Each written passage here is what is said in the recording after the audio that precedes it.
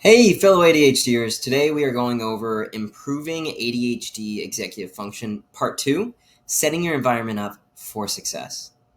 Okay, so I don't know about you, but I am a very visual creature, and I know a lot of people with ADHD are too. For those with ADHD, our environment plays a crucial role in our ability to focus and complete tasks because it triggers our thoughts to do things. So, environment equals the foundation for our thoughts and focus for success. Executive function is getting things done, and it's a series of other things. So, a well organized environment reduces distractions and makes it easier to start and stick with tasks. Now, organized doesn't have to be completely clean, clean, clean, just clean enough to allow you to focus. And having certain things you need to do as reminders, you can have that thing out there for you. For example, if one of your goals is to improve exercise and exercising, and you have a few pieces of equipment at home, you can have, let's say, a kettlebell right out in front of the living room, if that's the place you exercise, right? And you have your workout clothes right at the side of your bed or on you when you go to sleep. So you wake up and you go straight to it. Or you have your running shoes right there, whatever it is. That is the visual cue, like, oh, I'm going to go exercise. The same thing could be for other tasks that you need to get done.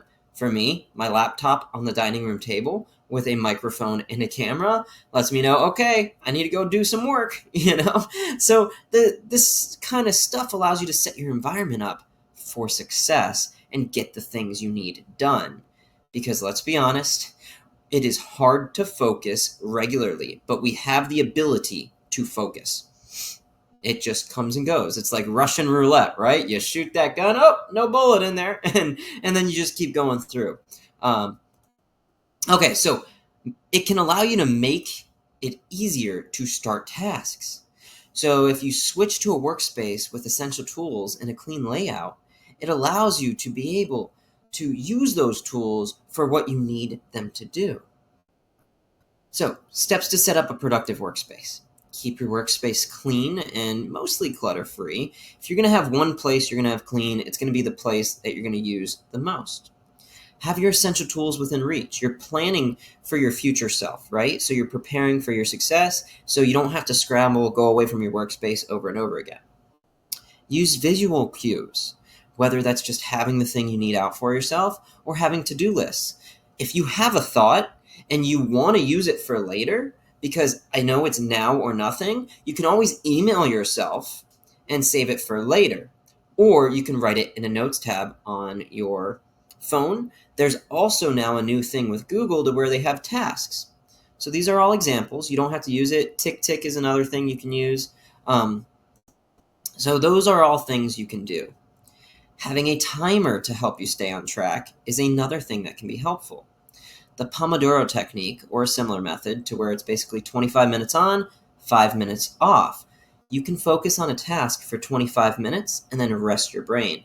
There's some times to where you have that 3-hour spot to where you're just hyper-focused or whatever time you end up getting there. But I would set a timer if you know you have to do other things. To just break you out of that hyper-focus, because it's very hard to get out of it. I know, I've been there. And at the end of the day, you got to ride the waves. This is what I mean by this. When you are super productive, there's going to be times that you need to recover. Ride the waves of productivity. Make sure you have your task lists or whatever you need on potential to-dos, because that'll help be a guiding mark for yourself for when you have the drive to do something. And then that'll allow you to rest as needed, and you could just write down the things that pop in your head for other future tasks for yourself. Because at the end of the day, our energy levels are not consistent. We're going to have to recognize what our energy patterns are like and when we're having an off day. I often say you need to be the potato once in a while. That way you're not baked all the time. The baked means you're just fried. You can't do anything. But when you allow yourself to recover and rest and be the potato, usually a couch potato, and just go on the tangents you need to go on, that is super helpful. You can schedule out high focus tasks during peak energy times. For me, I work best in the morning. Yours might be at night or in the afternoon. And allow for breaks in movement. Movement allows you to get more energy. It allows you to focus even more, specifically more endurance-based movement, aerobic movement.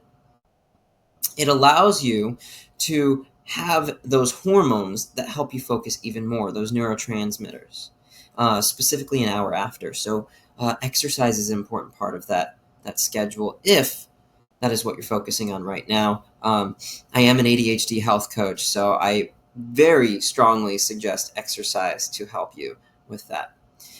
Okay, mindfulness and stress reduction are helpful practices for executive function because mindfulness does help reduce your stress, which overall reduces the tax on the brain. But also, it does not have to be meditation. Mindfulness is just recognizing thoughts and coming back to focus. It allows you to improve the gray matter in your brain, and it also allows certain structures in your brain that rely on focus to have more activity, which we lack a lot of activity in our focus structures. I notice that I am a lot more emotionally regulated with mindfulness training, and that is one of the things it does benefit. Prepare for your future self. So it's very easy to be like, I'll let that go till later. I'll just leave it till later. But then you end up getting frazzled, forgetting, or you have to now run in circles because that's not what you need to do. But if you simply just set it up, it allows you to be like, okay, it's not later. Let's do this now so later feels easier. And now you're not all frazzled for everything. For example, I go to work in the morning for my personal training in-person practice, and then at night I focus on the ADHD health coaching. So my bag also has a laptop in it for when I have gaps in the afternoon to focus on business tasks, and I have a task list on my phone, so I know what to do. I have my workout clothes in there because I go to the gym right after work, usually rock climbing. And I also have my change of clothes as well as my other work clothes in there just in case, and all my food for the day because I basically live at work. This allows me to eat when I need to eat. I have scheduled times in which I eat because I will forget, and the meals are already set. So it's a grab and go thing. You also can invest in a meal prep service if you have the finances to do so, or you can trade services with a friend. So if you plan your day a week in advance or the night before, it can be super helpful in setting up reminders for your important tasks. Create routines that support your goals. So that can be before bed, you review what you have to do the next day or what's on the calendar, and you set up what you need in order to get that stuff done. There's some days to where you're just out of spoons, but you can ask yourself, am I just tired, or I just don't have the energy to do it? Or can I just do this one thing in order to allow me to set myself up to be less tired tomorrow? You can utilize technology. There's a bunch of apps and tools and digital calendars out there and task managers that can allow you to keep track of your responsibilities and deadlines. But setting up your environment for success allows you to ultimately bring that all together. It allows you to make it easier to start tasks, riding the waves of your energy and preparing for your future self, making it a lot easier to start and finish tasks or at least circle back to them. Remember, organize your space as needed, recognize your energy patterns, and plan ahead for future success. In the next part of our series, we'll dive into pivoting when necessary using the QSS rule. Don't forget to like, subscribe, and share this video with others who might benefit. I'll see you next time.